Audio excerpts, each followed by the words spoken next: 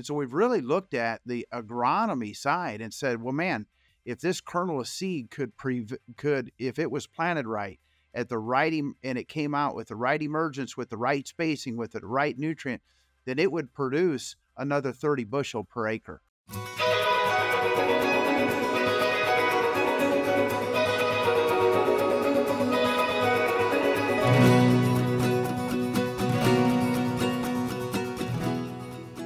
Welcome to Illinois Corn TV. My name is Haley Bickelhoff, and I'm the Policy Communications Manager at Illinois Corn. On this show, we bring you informative ag interviews, positioning Illinois farmers to grow. We've broken this show up into two parts, so let's get started with part one, our featured interview with Doug Wiegand. Doug is the Director of North American Sales at Precision Planting. And this week, we talked all about Emergence, and Doug had some pretty interesting insights. So let's jump into the interview. Well, hello, Doug. Thank you so much for being here today. We are excited to have you on Illinois Corn TV. First, we just want to dive into your background with precision planting technology. Can you start there? Yeah. So I grew up on a farm. My dad and family operated and owned an ag retail business that we did consulting with farmers for 18 years. And so the owner of Precision Planting reached out to me in 2003, and I started with the company at that time. And so we were a fairly small company. I had a lot of agronomy experience, mechanical, electrical, a lot of the different skills, but also had really just had a passion in my life to help farmers get better, right? And so the technology is a result of trying to get better. It wasn't the cause, if that makes sense. Definitely. You said starting back in 2003. Can you give us a little bit of background then on precision planting as a whole? Yeah, I mean, it was started by a farmer who was trying to improve the bushels per acre that he could get. So basically, we manage the inputs into the soil. So, if I look at a farmer, two of his biggest inputs are seed expense and nutrient expense. So fertilizers and chemicals, that's another expense. Or when I say chemicals, herbicides, insecticides, fungicides.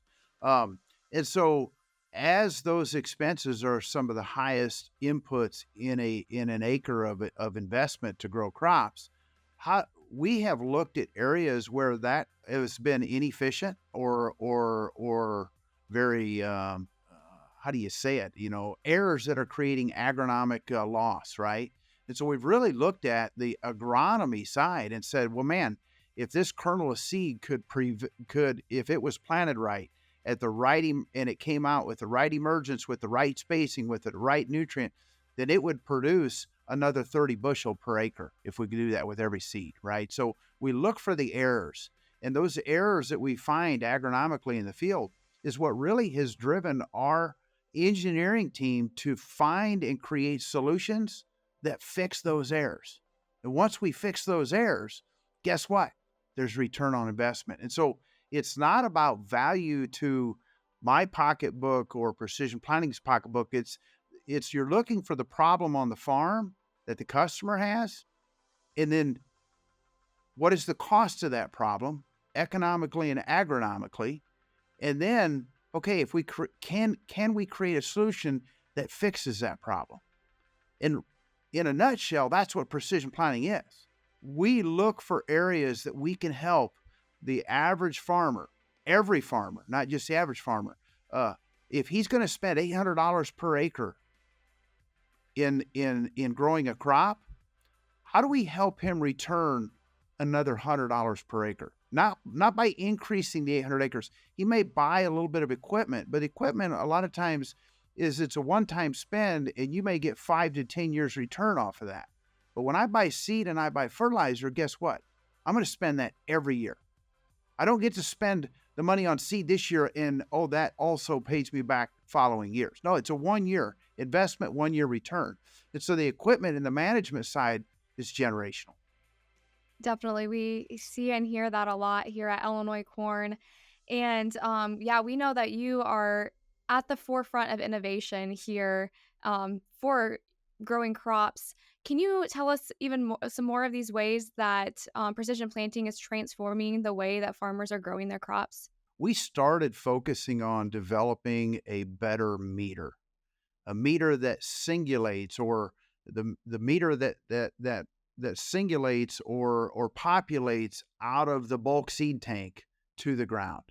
And so we focused on that, and it started with a finger pickup meter, and then it went to an ESET vacuum meter, and now today it's a VSET meter. But all those meters, what they're designed to do is, if I want to put 32,500 seeds in an acre, they are designed to put one seed at a time, evenly spaced throughout that entire acre. And so therefore, if that meter has errors, you may, if it has doubles versus a single seed on every drop, now I'm going to plant more than 32,500. But if it has skips and it misses 3%, now I just lost 1,000. I'm going to plant 31,000. And so our meters were focused on getting the highest return in management of the seed cost that we're putting in. And seed costs in excess of $100 per acre for a farmer, right? So managing that seed not only saved and made the investment more economical, but it also returned in yield return, right? So if I can put a single seed every time versus a double or a skip and get the right population, what we saw was that the yield was higher with the same amount of seed. It was higher yield. And so therefore, it was a very quick return for a customer to spend, a couple of $100 on a meter that was going to plant 100 acres per year with that meter, and it was going to return 4 to 5 bushel per acre. Well, that's pretty high return on investment, where a guy spent a couple of $100 and he was getting thousands of dollars in return on that, right? So that was low-hanging fruit. And then once we did that with the meter and we've got that really defined, then we went into emergence qualities, right? Like downforce management, and then residue management, and then closing. And then we run a Keaton seed firmer, so we're firming that seed. Those are all emergence properties. So we kind of break it down into population, singulation, spacing, and emergence. These are the 4 areas that we're trying to manage. And if I drop the ball in any one of these 4 areas, I'm going to have less yield. Definitely. I like that you shared those 4 areas, because my next question was going to be about the importance of emergence and why is that so critical to the overall production that you're going to end up seeing then later in the fall. Yeah. So if I just think about plants, right?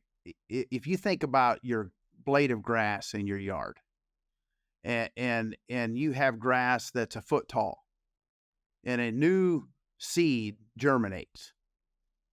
And if you have a lot of grass around it that's a foot tall and a new seed germinates, a plant needs sunlight to create photosynthesis, to create sugars to grow.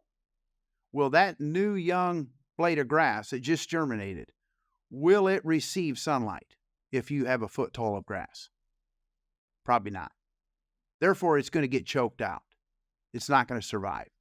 Emergence is the same thing in a cornfield, in a soybean field, in a wheat field, in a canola field, in a cotton field. If I have 2 plants and one comes up before the other, the second one is going to harvest less sun. Why? Because this one's going to shade this one. When will it harvest less sun? Every day of its life. As long as its neighbor's there, it will always harvest less sun.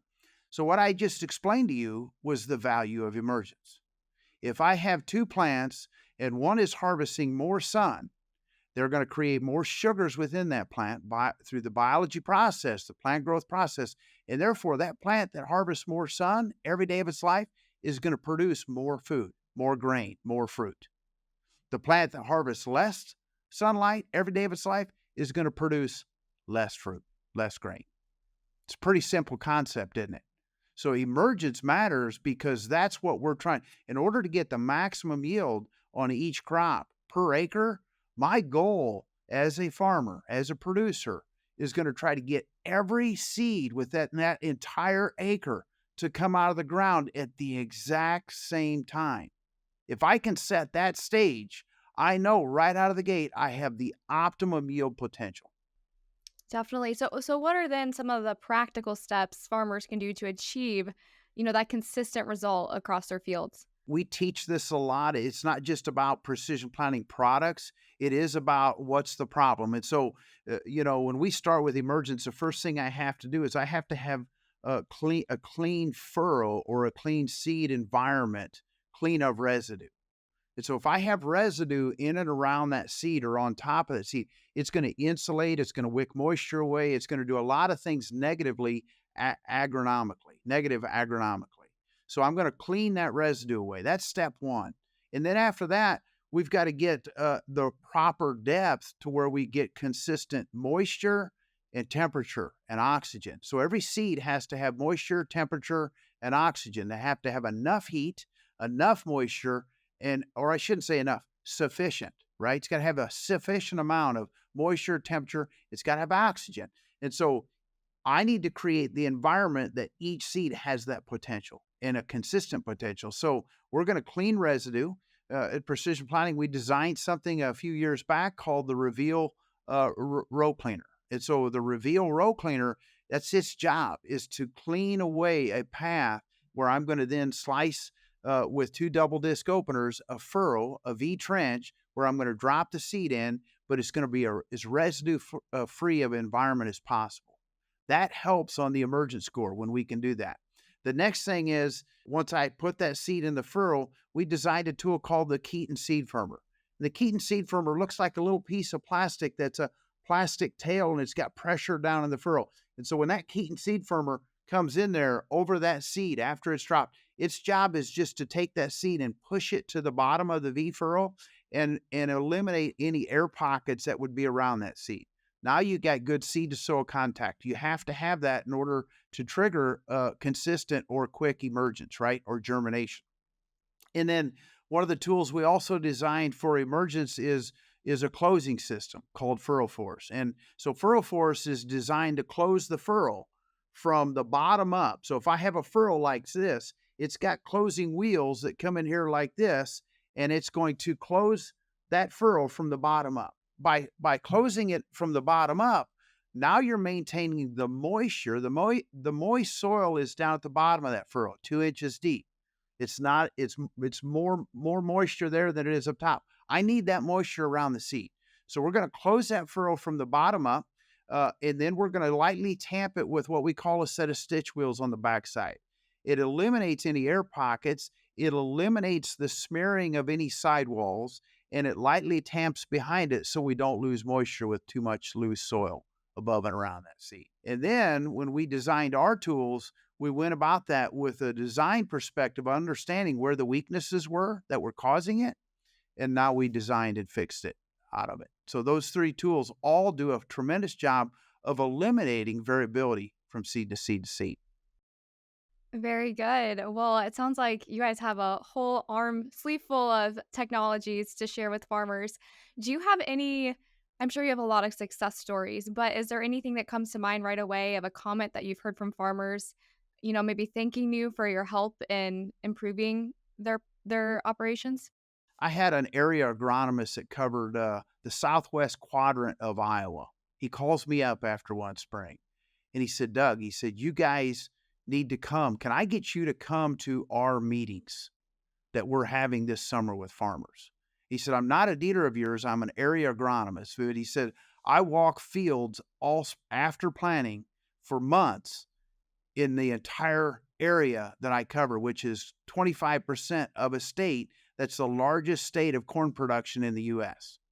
And he said, can you come to the meetings and teach about explain Delta Force to my customers? I said, yeah, we can probably get somebody to do that. I said, why would you be so interested? He said, because as an agronomist, I have never seen emergence consistency in fields, in every field, like I have behind Delta Force, that downforce management system.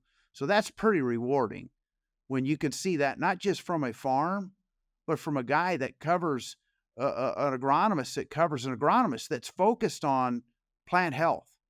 And he realizes that on every field he ever walks into, that if they have Delta Force, you're going to see a better emergence results. Definitely. No, that is a great story and a testament to your technology.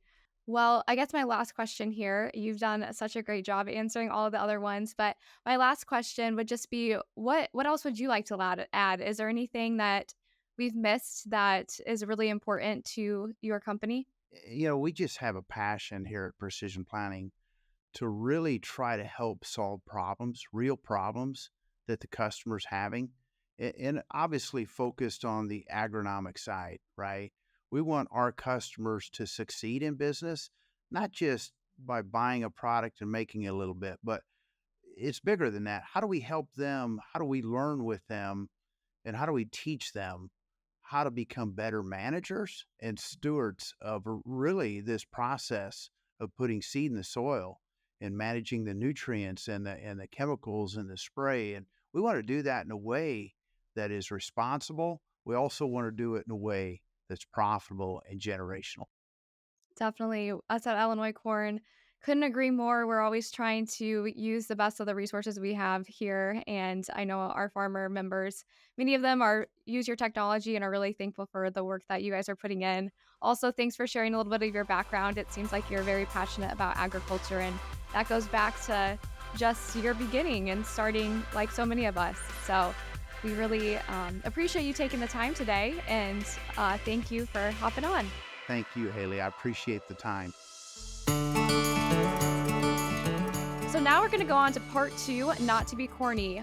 Why did the farmer yell at his corn stalks? Because they weren't standing in attention.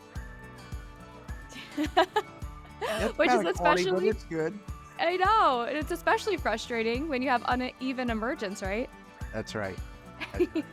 That's when they're going to be droopy instead of standing. Exactly. And now we know even more about that, thanks to you. This has been another episode of Illinois Corn TV, where we deliver insightful ag interviews, positioning farmers to grow.